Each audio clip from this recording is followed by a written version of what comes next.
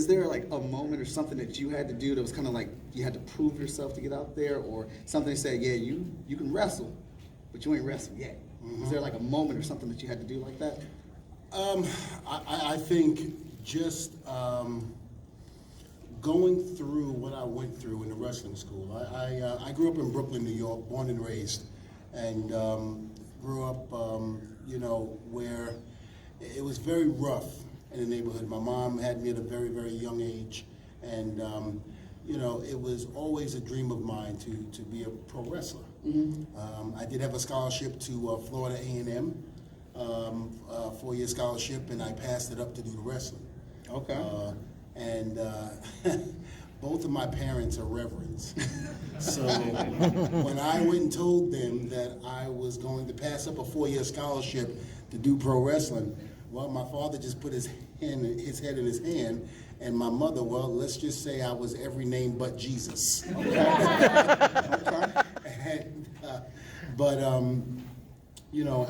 It was something that I always knew. Mm-hmm. That I wanted to do. And even towards my senior year, we moved from where we were, because I had went to school in Long Island. Even though I lived in Brooklyn, it was getting really rough in the neighborhood. So I went to my aunt's house, stayed there Monday through Friday, and then Friday went back home to Brooklyn. Okay. And did holidays and things of that nature. So when we finally left Brooklyn full time, and my aunt left and went to Georgia, I was forced to go to New Rochelle. My football career, in my opinion, never really blossomed the way it should have, because my head wasn't in it. Mm-hmm. Every time I turned around, I was doing Hulk Hogan impersonations and things like that. So it got to the point where my senior year, I knew what I wanted to do. Okay. Once I went and called Johnny Rods, who worked for Vince McMahon Sr., he told me to go ahead and graduate and do what I got to do and then come on down, which is what I did. Mm-hmm. For 5.5 years, I spent with him at his school, getting my butt beat. I was taught the proper way of coming into the business. Mm-hmm. It was very, very old school, but at the same token, I did what I had to do in order to get the approval of Johnny to say, okay, I'm going to make a phone call to ECW. I think at that point in time, I was nervous, because if anybody remembers ECW, oh yeah, it was barbed wire bats, flaming tables, thumbtacks, and well, you name it that was not even pro wrestling, ECW, they did it. And I remember watching ECW when I was a bouncer in the club, and I go, this is crazy. I would never, ever do this. And my thing was, Roddy Piper and, Andre, and, the list goes on and on in terms of the Hogan and Andre era. That's what I was used to. I wasn't used to crazy people jumping off, balconies and putting people through tables. I was not used to that. And the first thing my trainer said, well, I trained Taz and Tommy Dreamer. And I said, oh yeah, I know that. He goes, well, what do you think about ECW? What do you think about going? And you know how you can have like a 5-minute conversation in your brain that only takes 5 seconds for it to really register, and then by the time you say what you shouldn't say, you say it anyway? I went, yeah, I would love to go. And at that moment I said, why? Why did I say that? But then after saying that, I remembered, going home, and on the way home I said, well, if I'm ever gonna make it into ECW like this through Johnny, because he's putting in a good word, that's the only way I'm gonna make it to WWE, because at that time, nobody was looking at me. And so, to answer the original question, when I got down to the ECW dojo, it was being run by Taz and Perry Saturn from the Eliminators. And if you knew Perry Saturn, he was a Green Beret. The Green Berets, of course, a lot of people know, when the Marines or the Army, when they can't get it done, Special Forces, they have them go in there, and they do it. So Perry Saturn was a badass, so to speak. And he had a body that was chiseled. He could actually, grapple and fight in the ring. And so who did they have me in the tryout with? Perry. And so I had to try out with Perry, and they gave me a list of things to do in the ring with him. Next thing I know, I was in such great shape because I was ready to go. I'm bouncing around. Perry's on one knee. Taz comes to him and says, "So, what do you think about the kid?" And Perry goes, "The kid can go." And Taz goes, "What, you want to see something else?" And I went, "Yeah." I'm like, "Yeah, you want to see something else?" And Perry goes, "No, you're good." You're good. And what I didn't know is that Bubba was in the back corner watching. And at this time, Bubba was like what we call in the business the young boy. He basically got his butt kicked, and he was told what to do. He had to do things he probably didn't want to do. But that was the way you broke into the business back then. And so next thing you know, he comes up to me and he goes, "Hi, I'm Bubba Ray Dudley." And I went, "Oh, you don't stutter." But then, of course, later on in life, I find out he was my brother. So, but I'm the better looking of the two, as you can tell. So. That is an excellent story. Yeah, so that's pretty much what it was. Me going through the things with Perry Saturn, showing him that what Johnny Rods taught me was good enough for me to say, okay, here we go. Guns blazing. And here's the thing. After about 5.5 years, when we got the phone call to go to the WWE, I actually didn't want to go. I wasn't going to go. And the phone call was made, and I got cold feet. I was a big fish in a medium pond, as opposed to going to a big pond and being a medium, fish or guppy or whatever you want to call it at the time. I got into a big fight with Bubba on the phone, and he goes, "Damn it, Devon." He goes, "You've been wanting to go to WWF at the time for so long, and now all of a sudden, you got cold feet, you scared." And I'm not scared of nothing. I just don't want to go. I'm happy in ECW. I'm happy taking chair shots from Balls Mahoney. I'm actually happy, getting barbed wire ripped through my forehead and causing my forehead to look the way it looks. And he goes, "You're full of," well, you know what that is. And I hung up on him, and my wife at the time came to me and said, "If you don't go and take this opportunity, you're going to mess up and you're going to regret it." And her and I even got into words. And she left me alone, and I remember sitting outside just thinking, and then something just came over me. And I said, "You're right." And I went back and called Bubba, and I said, "Let's do it." And he goes, "For real?" I go, "For real." Now, here's the bad part. We're getting up, getting ready to go to Stamford, Connecticut. We are going up there to meet with Vince and to meet with the powers that be at the time, JR, even Vince Russo. And we had gotten to Connecticut about maybe an hour early. So we're riding around. We already passed the building. And finally, Bubba goes, "Well, I don't want to show up too early." I was like, "Yeah, I don't want to either."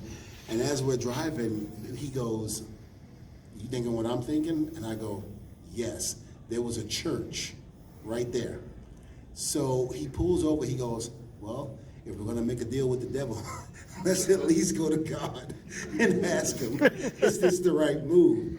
And so I get out the car first. He's doing something. I forgot what it was. And finally, I get to the door, and I open it up. I look, I close the door. Here comes Bubba. "What are you doing?" I go, "This is not the church." He goes, "What do you mean?" I go, "I don't know about this one." He goes, "Devon, what is it?" I go, "There's no church there." He goes, "What do you mean there's no church?" I go, "There's no church." He goes, "Devon, we're looking at the church." I go, "Go open the door." They were gutting the church out and redoing it. I don't know if they had a fire or what have you. So the only thing that was standing was the front. When you opened the door, it was empty. Nothing was there. It was gone. Not a frame, nothing. So something must have happened where they only knocked down all of the part of the church with the exception of the outside where the front door was. So when you opened the door, I looked at Bubba, I go, this is a bad sign. I said, I think we need to go ask Paul Heyman for our job back. But needless to say, you know, I mean, we went up there and talked to Vince and the powers that be, and Bubba tried to convince Vince that we were heels and we don't sign autographs and we don't do that. We're old school heels. Vince looked at Bubba and he said, you're with the World Wrestling Federation right now. You will sign autographs. At that point, Big Bad Bubba goes, yes, sir, whatever you say. That's great. So just to back up a little bit, I want to touch on something. I'm a big believer in people chasing after things that they want, chasing their dreams at all costs. And you said you had to face your parents and tell them that's what you wanted to do. Mm-hmm. What's that process like? Like, your parents are like the top of the line for you. Mm-hmm. They've been there, they supported you, and you know what they want. And then you just said they're both in the church. Mm-hmm. And you have to go there and you know you're going to give them news they're not going to like, but you know it's for you. So, like, what is that like mentally for you, like trying to get ready for that? Well, besides having courage and hoping that she don't take that Bible and slap you across your head for being stupid, it was one of those things where I felt very strong about me entering. You see, back then, you get it, you know, black kid from Brooklyn, New York, born in the projects, you know, it was a dream for me to, you know, actually think of me being on the same level as a Hulk Hogan, as a Roddy Piper, you know, being able to create history in a business back then where there was no social media.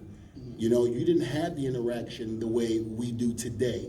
You know, if back then, if I wanted to tell Roddy Piper, who was the #1 bad guy at the time, that he sucked, well, I had to do what they do back in the day. I used to have to write a letter, mail it, and send it in to him and hoping that he got fan mail. I couldn't go, there was no Twitter, there was no Instagram, there was none of that where you could do that. And I knew, you know, again, at that point, that not being able to express myself the way I wanted to, you know, was going to be very, very hard. She basically, my mother, pretty much, I'm not going to say disowned me, but she kind of just said, boy, get away from me. You know, I've heard that before. Yeah, get away from me. And, you know, I had to prove that this is what I wanted to do, that this was going to be it. I remember going up when I was in high school, my last senior year, and I had told some people that I wasn't going to take the scholarship. And they laughed at me. You know, a lot of them did laugh. And they were like, oh, that's not going to happen. And then you had guys that even had other friends where they said, watch this. And they would come to me and ask me, Devon, what are you going to do when you leave high school? And I would say, oh, I want to go to the WWE. And they said, oh, you see, I told you, he's living in a fantasy world, ha, ha, ha. And they would all laugh. It's amazing how a lot of people in my senior year that were athletes, some were supposed to go and be NBA stars, football stars, or what have you. Well, again, 5.5 years of busting my behind at Gleason's Gym in Brooklyn, making it to ECW, being part of one half of the greatest tag team in the history of this business in ECW, and then now going forward to WWF and being able to be having legendary matches with Edge and Christian, the Hardys, and of course creating TLC. Those same people, when I went back home, now that made fun of me, now they're seeing me, and don't get me wrong, I mean, if you don't make it to the NBA or whatever, that's fine too, you know, but for them to have laughed and made fun and belittle me at the time, now they had to come to me and go, oh my God, my kid loves you. Oh my God, you guys gonna be at Madison Square Garden? And the thing about it was I looked at them and didn't say, oh, but remember back when you said, I just went, how many tickets you need? I said, is this your son? Hey, how you doing? I know your father for a long time, you know? And I made sure that I sat them in the front row at Madison Square Garden. But what made it even better was that I would come out, they would introduce me and Bubba, and I would come out and pretty much go around, you know, high-fiving the fans and this and that. I made sure I got to him, and I said, not bad for a kid who you laughed at and thought would never make it, huh? Enjoy your seats. And he just looked at me with a dumbfound face, and I just went in the ring and went, and got in the ring, and that was the night that we actually won and beat the Hardys. So that was even more sweet. So That's awesome. So that's got to feel good. I had to stop and sit back on that for a second. That's Wait, got to which one? Beating the Hardys or the guy in the front row? I know that. I know that feels good. That's a lot of hard work. But the actual, because you worked hard. You chased after this thing. You wanted it. You knew what it was. You stood up to your parents. You went out here. You busted your ass. You did the work. You had people make fun of you. Again, people that were supposed to be these successes. And then you come back and you're able to not only walk in your boots and your dreams, but then you're able to do for them when they treated you wrong. Well, you know, and I also understand, well, that's the thing. For those that made fun of me or belittled me in front of people, you know, when asked the question what I was going to do, yes, you know, that was a blessing in disguise to have my career turn. But I also understand how some people's way of thinking, that when I did tell them what I was going to do, they didn't believe in the dream. Because again, back then, there was no social media, so we didn't know how to get into professional wrestling. You know, professional wrestling at that point was still a little bit tabooish. You didn't tell people.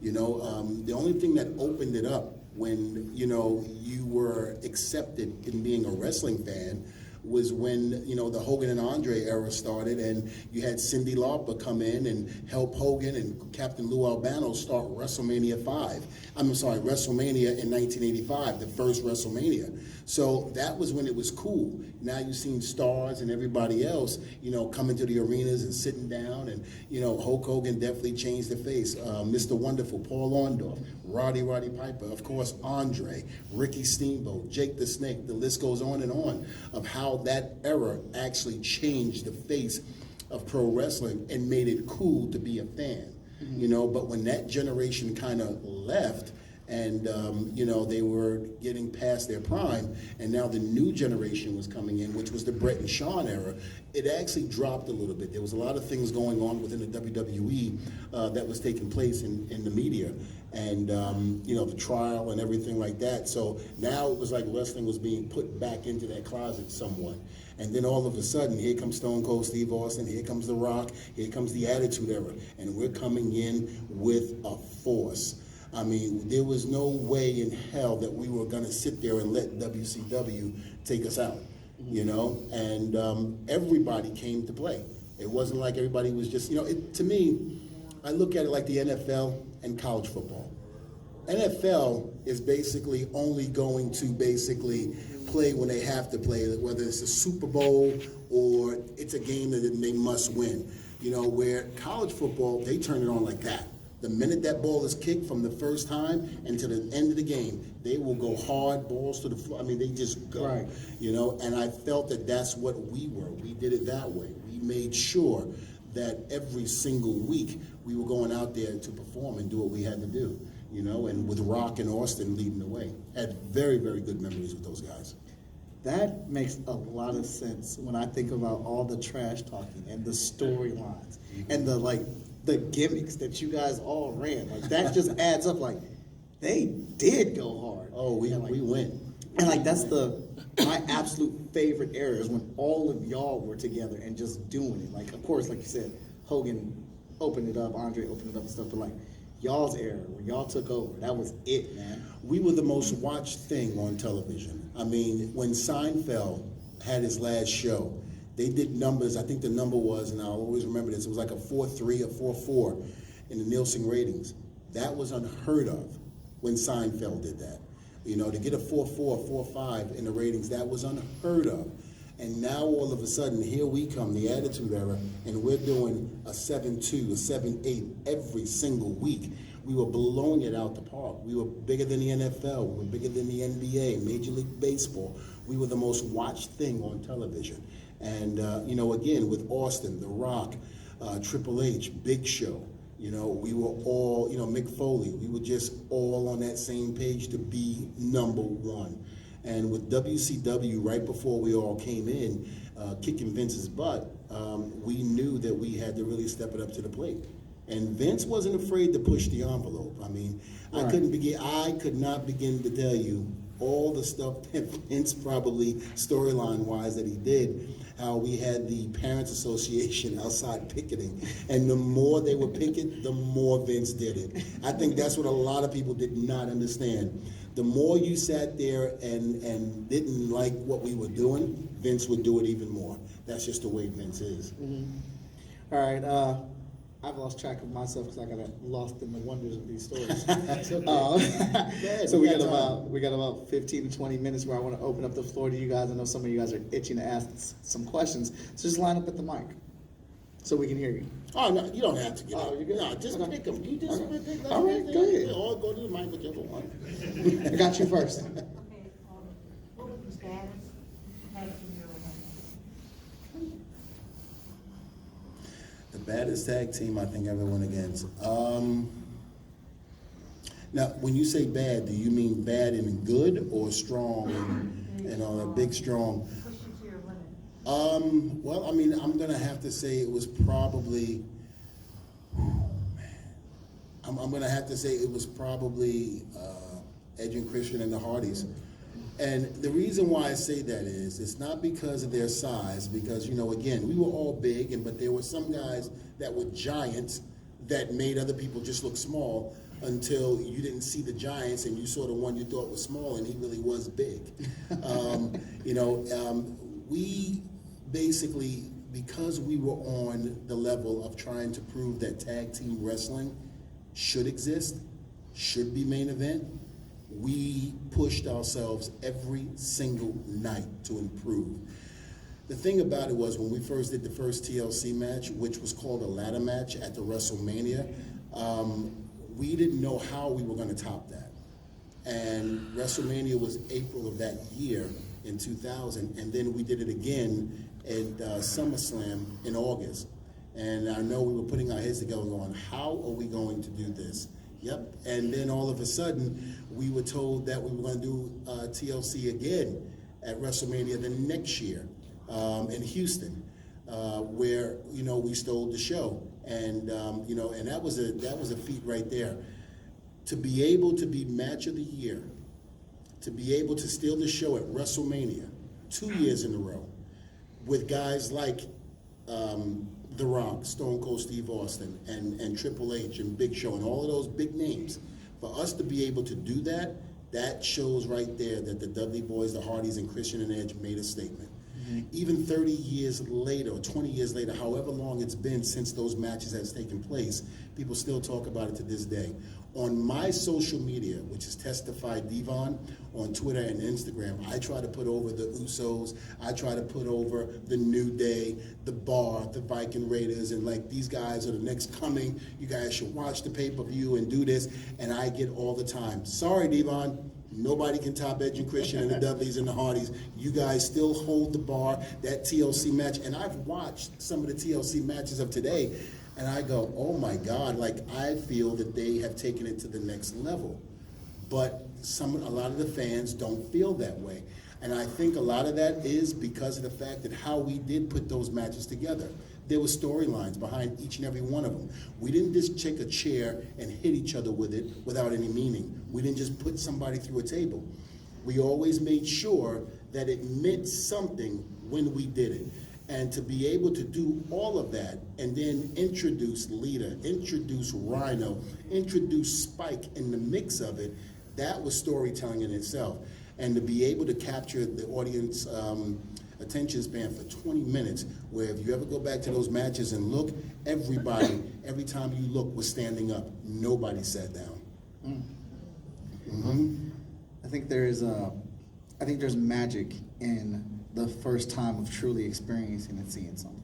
When it goes above what you expected. So when you guys are hitting these TLCs and like putting those storylines, like you're saying, together, and we're watching it in our youth and stuff, and we're just like, oh my God, blown away. Props to the new guys that are here, and you feel like they're going to the next level, but that magic of seeing it for the first time, the forefathers who set it up, nothing's going to surpass that, man. That's in your heart. Well, I'm very happy and honored that not only did we make that match popular, that they made it into a pay-per-view, a whole pay-per-view called TLC with WWE now. And me being a producer, working backstage with a lot of the tag teams and things like that, I'm honored and privileged. Not only that, but I'm glad that we came back to the company and was able to work with the Usos, with the New Day, with the Bar, and so many other tag teams. Kalisto and oh God, what was it? Oh my God, Kalisto and Sin Cara. We were so happy to be able to work with so many of the newer tag teams, to be able to come in and not only show them that we still have it, but to show them that we're here to help them and to help get that next generation over. I'm going to do first question at the mic. Yeah. Other than the TLC, which is pretty satisfying, other than that, what is the most satisfying victory you guys have had? I think I think winning the title for the first time. Yeah. I think 2 times, and what I mean by 2 times is the first time we won the titles in ECW. I still remember to this day, and I thank the Eliminators, every time I saw them at the time. I mean, unfortunately, Cronus passed away. Perry is still alive, but I thank them so much because, if you didn't go to the ECW arena, you didn't know how bloodthirsty those fans in Philadelphia were. And to this day, it is the most, they are the hardest fans to perform in front of because they will not rest until they see blood coming from somewhere, whether it be you or the referee. That was just the way ECW was. That's the way those fans were. That was one. And I think the first title run that we had in WWE, when we went over and beat the New Age Outlaws, Billy Gunn and Road Dogg. For those guys to pass the torch to us and allow us to be able to go out there and do what we do, it was an honor and a privilege. And to this day, because Road Dogg works behind the scenes as well, and whenever I see Billy, I tell him thank you. I'm a very humble person in terms of stuff like that because I feel that without guys who have come before you, they have to be able to pass the torch and help you. And when they do, I am extremely grateful. From the time it happened until the time they put me in the ground, I'll be always, grateful for what they've done and just the business in itself. Thank you. I'm going to take a question from the crowd. I thought I had a couple more hands up where y'all went to the mic. Let's go, Jeffrey. Now, do you think you would be where you are, you and Bubba, if you hadn't went to ECW, say you went into WWF first and bypassed ECW, would you have been as successful as you were now, having gone through ECW? I think everything happens for a reason. If I didn't go through ECW, I met Bubba there. So there's no telling where my career could have gone because I might not have met Bubba. I also think it was divine intervention that I wound up in ECW first, even though I didn't want to go there. In my opinion, and I'm a very religious person, of course, because of my parents and my upbringing, but I believe God has a purpose for you no matter what. Even if you don't know what it is, God does. I think he's going to put things in front of you to make you understand and realize that. Now, when you catch on to that, that's a different story. But I truly feel that this was the path that I was supposed to go. And I don't think it would have been any other way. In my opinion, in the way I grew up, God don't make mistakes. And we'll take the next question at the mic.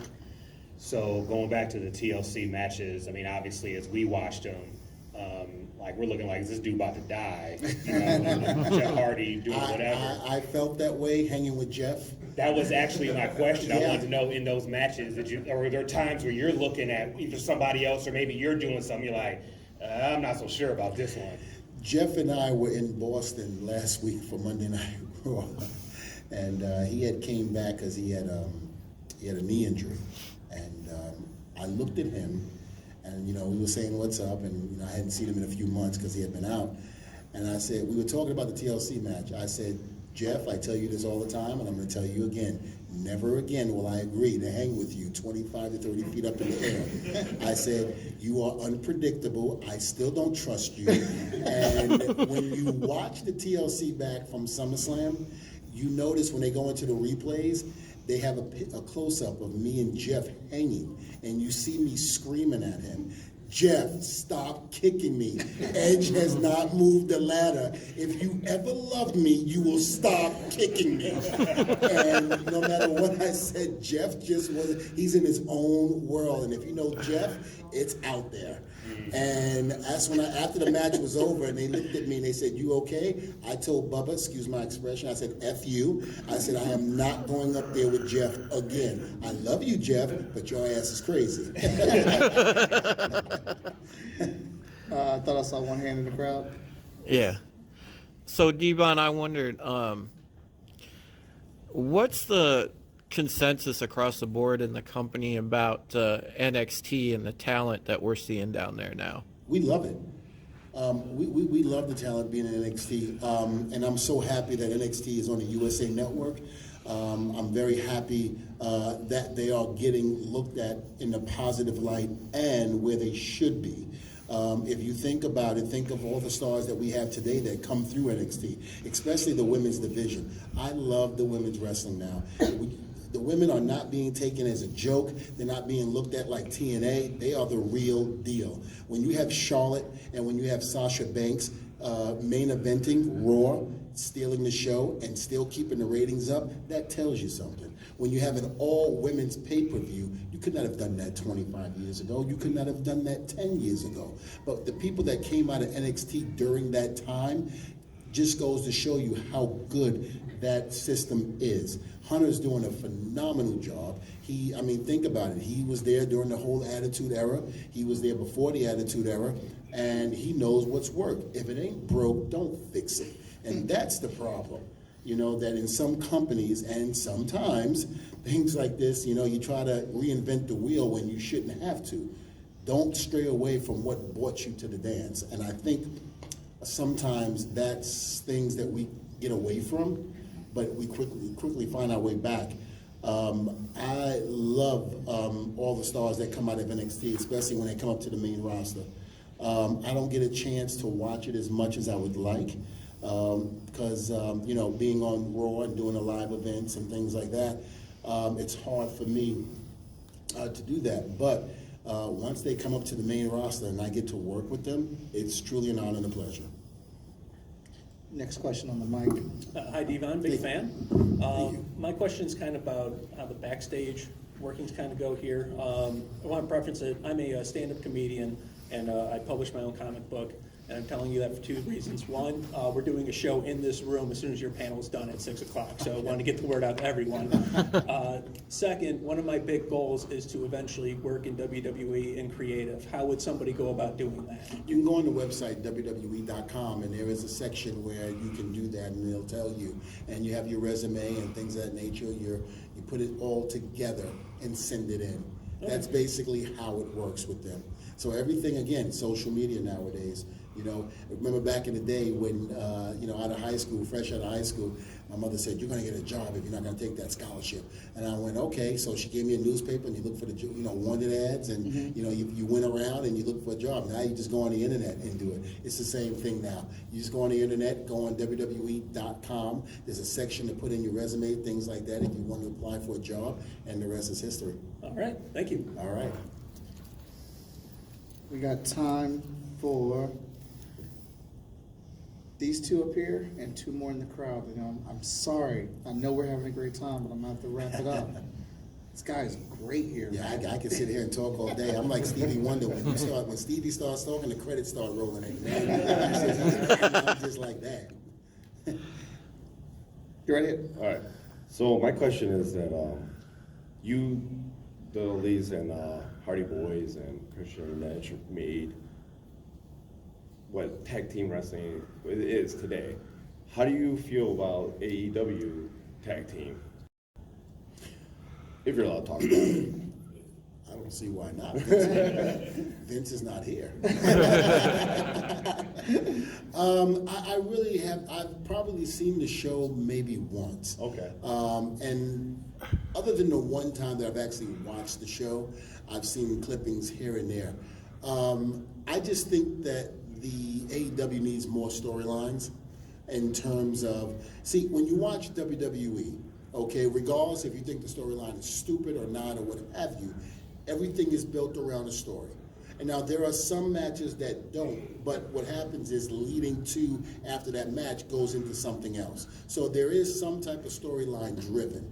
The one thing I like about Vince, and we do say he nitpicks a lot or what have you, is that he makes sure that when you do a match, that you tell a good story. He wants a good story, so it keeps the people's attention span.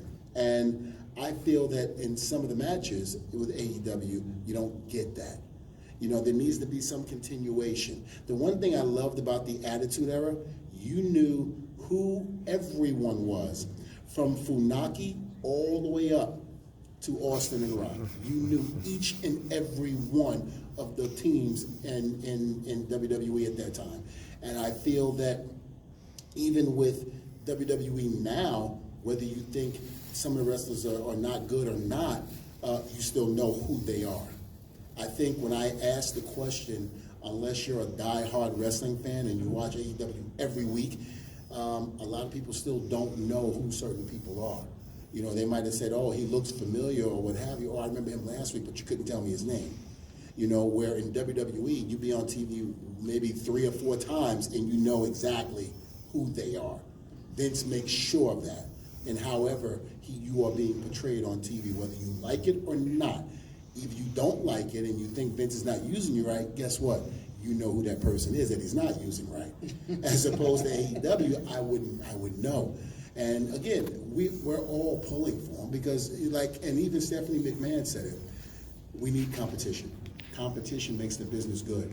So I don't want anybody out here to think that the WWE looks at AEW to fold or not be around. No, we want them to succeed. We would love to have a Monday Night War again. We would love to have some type of war again, which would be great because it would be great for business. Now we would want our side to win, but we're not opposed to AEW. And it's again to have somewhere to go. If things don't work out with Vince, you can go somewhere else, spend time over there, and then when your time is up there, maybe go back to Vince. Back in the day when there were different territories, you were able to go everywhere. Right. You can go to WWE now, say a year from now, leave, and won't have to go back until 5 or 6 years because there's so many different territories, and all of a sudden when you come back, it's like brand new again. That's what I miss the most. Of missing territories where you can go from one area to the other and not have to come back to the other area for a few years. And you still golden, you're still good, But Vince ruined all of that when he brought everybody up. Thank you. All right. Correction. This will be the last one. We're running out of time. Thank you. What the hell? Overtime. Go ahead. I knew he was going to say it. My question is about social media. How do you think social media affected the industry? I'm sorry, say it again? How do you think social media affected the industry? Because I remember years ago, I used to watch wrestling and the Undertaker would show up. And I was like, cool, the Undertaker's there, I'm surprised. Now I read the internet and it says Undertaker's in town and Undertaker's going to be there. Yeah. There's pros and cons to it. What's your opinion of social media and how it affects it? I think it has its pros. I think it has its cons. I feel that it hurts the business a lot because of stuff like that. Even during the Attitude Era, we were able to hide some things because social media wasn't there yet. The internet was starting, but it wasn't there yet. Nowadays, if somebody, we've got fans at the airport, fans at our hotels, it's almost like we got to stay 30 miles away, 40 miles away, if we're going to do like a surprise guest, so that no one leaks it out and knows that person's coming in. It hurts us because we can't do surprises like that anymore. It hurts us because attendance could be down and, you already know, what's going to happen, before it happens, because if it's live TV, if it's taped, then chances are you're not going to watch it because you can go on the internet, find out who won. As opposed to back in the day when, say, like when you got Hogan and Andre and you wanted to know, you had to watch it on TV, as opposed to watching it on the internet or things like that. It has its advantages as well because you can promote things, better. You can go out there and reach the masses of people. You know, as opposed to buying, say, TV time, which costs you millions of dollars, you can use it that way to promote. But again, it takes away from the business and the aspect of surprises, things happening in the match that we only want you to see on TV, and people with cameras now that basically can videotape it, put it on social media, and it ruins everything for us. You know, so this is why we have to be very discreet about it. This is why a lot of times we don't like to be filmed, you know, and I gotta say thank God for this new generation, because back in the days of the Attitude Era, if they had cameras in the phones back then, oof, a lot of us would either be locked up or just scarred for life. Thank you. Thank All you. right. Okay, everybody, let's give a great big round of applause to this man. Thank you.